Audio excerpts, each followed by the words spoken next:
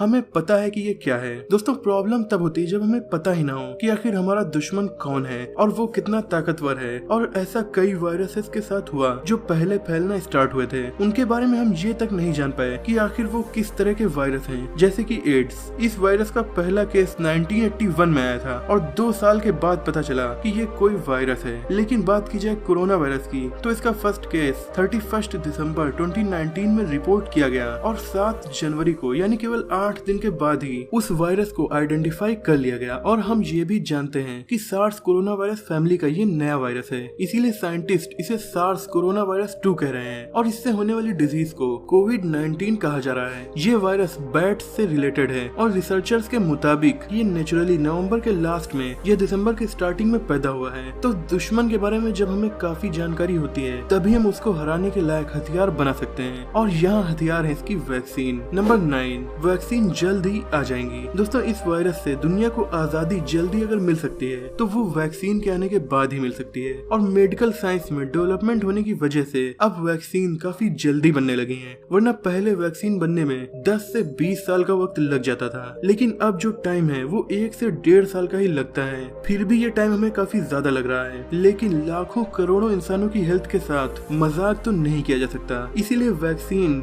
Develop करने में सारे कदम फूंक फूंक कर रखने पड़ते हैं। पहले वैक्सीन को लैब में प्रोड्यूस किया जाता है, उसके बाद उसका टेस्ट जानवरों पर स्टार्ट होता है और अगर टेस्ट सही रिजल्ट देता है प्री क्लिनिकल फेज में तो फिर इंसान पर इसकी टेस्टिंग स्टार्ट कर दी जाती है और इसे क्लिनिकल ट्रायल कहते हैं। ये 3 फेज में होते हैं। फेज 1 में कुछ हेल्दी लोगों के ग्रुप पर इसका टेस्ट किया जाता है। फेज 2 में वैक्सीन को और ज्यादा लोगों पर टेस्टिंग करके चेक किया जाता है कि ये अलग अलग लोगों पर कैसा इफेक्ट डाल रही है और फेज 3 में इसे उन जगहों पर टेस्ट किया जाता है जहाँ ये वायरस बहुत ज्यादा फैला है। फिर इसे प्रोड्यूस करने का लाइसेंस मिलता है। तो इन सब प्रोसेस के होने और फिर इसके प्रोड्यूस करके लोगों तक पहुंचाने में 1 से 1.5 साल तो लग ही जाते हैं। लेकिन फिलहाल पिछले 100 सालों में कोई बीमारी इतने बड़े पैमाने पर नहीं फैली, इसीलिए हो सकता है कि रिसर्चर्स अब कोई और तरीका ढूंढकर वैक्सीन काफी जल्दी बना ले, क्योंकि इतनी जरूरत वैक्सीन को बनाने की पिछले 100 साल में नहीं पड़ी थी। वैसे इस वायरस की वैक्सीन हर देश चाह रहा है कि वो सबसे पहले बना ले और इस काम को करने में फिलहाल 80 कंपनी और इंस्टीट्यूट्स लगे हैं। हर कोई इसे सबसे पहले बनाना चाहता है। बेशक ऐसा करके वो काफी अमीर भी हो जाएंगे,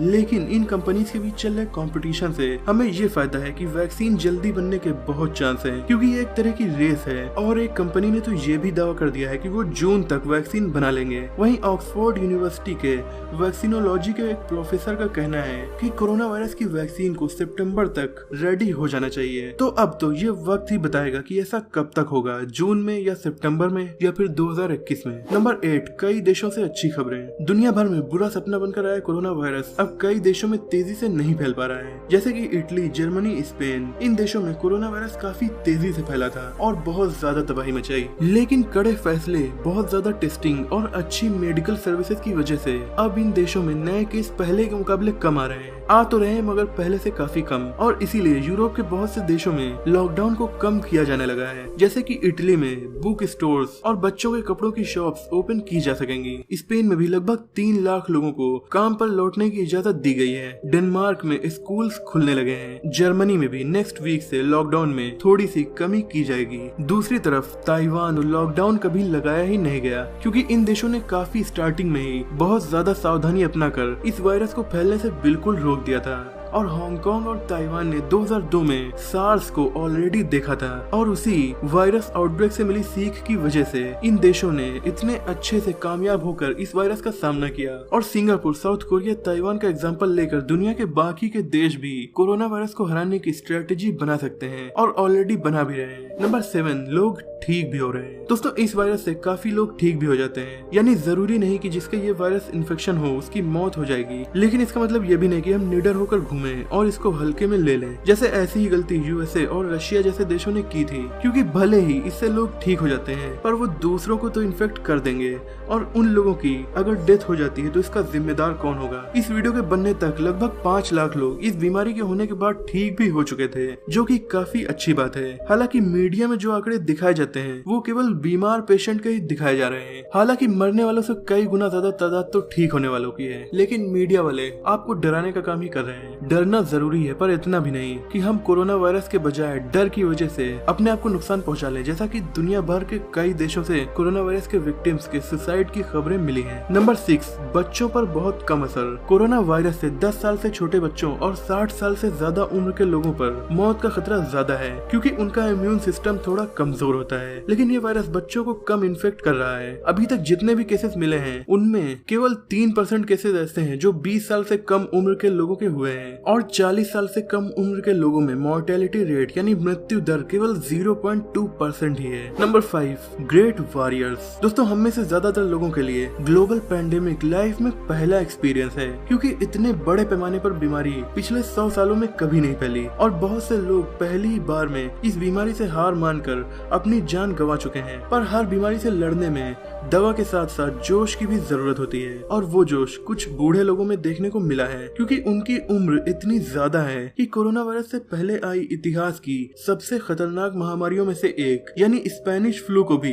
वो लोग देख चुके हैं। स्पेनिश फ्लू आज से ठीक 102 साल पहले स्टार्ट हुई और 100 साल पहले यानी 1920 तक चली थी, जिससे दुनिया की 1/4 पॉपुलेशन इन्फेक्ट हो गई थी और 1.5 से 5 करोड़ लोगों की मौत उस महामारी में हुई थी। और उसी बीमारी के दौर में पैदा हुए थे कुछ लोग जिनकी उम्र है तकरीबन 103 या 102 साल, और उन्होंने कोरोना वायरस को भी हरा दिया। यानी ये लोग दो महामारियों को करीब से देखने के बाद भी जिंदा हैं। जैसे कि इटली की ग्रैंडोना 102 साल की हैं, जो इस बीमारी से ठीक हो गयी। उसी तरह चाइना की 103 साल की एक औरत भी अब ठीक हो चुकी है। ये लोग स्पेनिश फ्लू के टाइम पैदा हुई थी। लेकिन 108 साल की हिल्डा चर्चिल, जिन्होंने स्पेनिश फ्लू के टाइम अपनी 1 साल की बहन की जान गंवा दी थी, 100 सालों के बाद कोरोना की वजह से उनकी जान चली गई। यानी ये स्पेनिश फ्लू में तो बच गई थी, पर 108 साल की उम्र में कोरोना को नहीं हरा पाई। Number 4, testing is improving. सबसे बड़ी बात होती है किसी भी बीमारी का पता लगाना। अगर हम पता ही नहीं लगा पाएंगे तो फिर हम उस बीमारी से लड़ेंगे कैसे? लेकिन इस बीमारी के केस में ऐसा नहीं है। इसमें वायरस का पता लगाने वाला टेस्ट 13 जनवरी से ही अवेलेबल हो गया था, और तो और उसमें लगातार इम्प्रूवमेंट भी हो रही है। टेस्टिंग की सेंसिटिविटी, उसका रिजल्ट देने की स्पीड, हर चीज अब इम्प्रूव हो रही है। यहाँ तक कि 27 मार्च को तो टेस्टिंग का ऐसा तरीका अप्रूव किया गया जो 5 मिनट में ही रिजल्ट बता देता है। इस वायरस की एक और प्रॉब्लम है, ये सिम्टम्स देर में शो करता है। वहीं कुछ हेल्दी लोगों के ये हो जाता है, सिम्टम्स दिखते नहीं, उनसे ये दूसरों में फैल जाता है। और वो हेल्दी लोग जिन्हें ये पहले हुआ था वो बिना ट्रीटमेंट के ही ठीक हो जाते हैं। मतलब दुनिया के कुछ लोग ऐसे हैं जिनके इन्फेक्शन हुआ और वो ठीक भी हो गए, लेकिन उन्हें पता तक नहीं चला कि उन्हें कोरोना वायरस था। ऐसे लोगों की टेस्टिंग करना भी जरूरी है, क्योंकि उनकी वजह से काफी लोगों की ये वायरस हो जाता है। और इसी के लिए CDC ने ऐसी किट बनाई है जो किसी हेल्दी इंसान का टेस्ट करके बता सकती है कि इनके पहले कोरोना वायरस था या नहीं था। नंबर 3, इन्वायरमेंट में लगातार सुधार हो रहा है। सबसे अच्छी बात जो कोरोना वायरस की वजह से निकल कर सामने आई है वो है इन्वायरमेंट में सुधार। दुनिया को एक तरह से रेस्ट करने का वक्त मिला है, और पॉल्यूशन लेवल इतने ज्यादा कम हो गए हैं जितने की कई सालों में काफी कोशिशों के बाद भी नहीं कम हुए थे, क्योंकि हर जगह कार नहीं चल रही है, ट्रेन भी बंद है, एरोप्लेन्स जो कि दुनिया के 5% CO2 एमिशन के लिए जिम्मेदार है वो भी बंद है, और बहुत ज्यादा पॉल्यूशन फैलाने वाले क्रूज शिप्स भी अब बंद हैं। ज्यादातर फैक्ट्रीज भी बंद हैं। बाहर की पैकेज्ड चीजें अब लोग नहीं खरीद पा रहे हैं, इसीलिए प्लास्टिक से हो रहा पॉल्यूशन भी बेहद कम हो चुका है। अब समुद्रों में, नदियों में, बीचेस पर टूरिस्ट के न आने की वजह से पॉल्यूशन काफी कम है। यहाँ तक कि स्टैनफोर्ड यूनिवर्सिटी के रिसर्चर मार्शल बर्के के मुताबिक केवल चाइना में जनवरी और फरवरी में पॉल्यूशन के बहुत ज्यादा कम हो जाने की वजह से 77,000 लोगों की जानें बची हैं, और उस वक्त ये आंकड़ा कोरोना से मरने वालों से 20 गुना ज्यादा था। Number 2, great support bye governments. इस बीमारी ने जितनी जानें ली हैं, उसी तरह इसने नुकसान फाइनेंशियली भी बहुत ज्यादा पहुंचाया है। बहुत से बिजनेस कंगाल हो चुके हैं, लाखों लोगों की जॉब ऑलरेडी जा चुकी है और लाखों की जाने वाली है, क्योंकि बिजनेसमैन पैसे नहीं कमाएंगे तो एम्प्लॉइज को सैलरी कहां से देंगे। ऐसी सिचुएशन में सबसे ज्यादा हेल्प कर रही है हर देश की गवर्नमेंट, क्योंकि गवर्नमेंट अभी तक अपने नागरिकों से टैक्स लेती थी, पर अब लोग फिलहाल टैक्स देने के लायक नहीं है। तो हर देश की गवर्नमेंट राहत पैकेज पास कर रही है, जिससे नागरिकों को कम से कम प्रॉब्लम हो। जैसे कि ऑस्ट्रेलिया अपने हर कम कमाने वाले नागरिकों को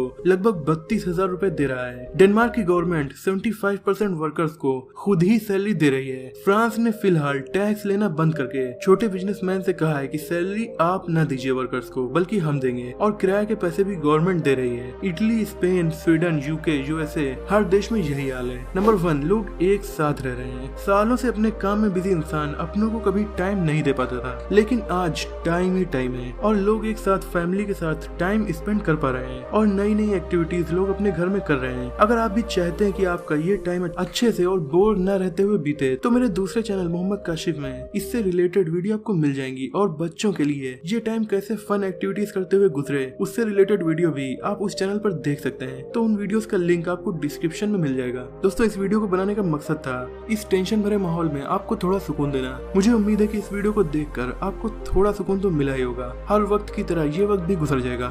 जरूरत है तो पेशेंस बनाए रखने की और WHO और अपनी गवर्नमेंट की गाइडलाइंस को फॉलो करने की। मुझे उम्मीद है कि ये वीडियो आपको पसंद आई होगी। अगर आपको ये वीडियो पसंद आई हो तो इसे अपने दोस्तों में भी शेयर कीजिए ताकि उनकी टेंशन भी थोड़ा कम हो। मिलते हैं अगली वीडियो में, तब तक के लिए अपना और अपनों का ख्याल रखिए।